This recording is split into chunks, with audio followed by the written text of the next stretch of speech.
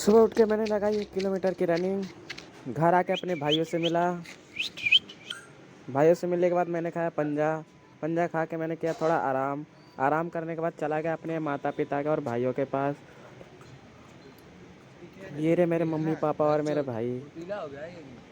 दूध पी के मैं आया घर पे। घर पे आके खाया ब्रेड। ब्रेड खाने के बाद मैंने किया थोड़ा इन घर वालों को परेशान। ये था मेरा आज का काम।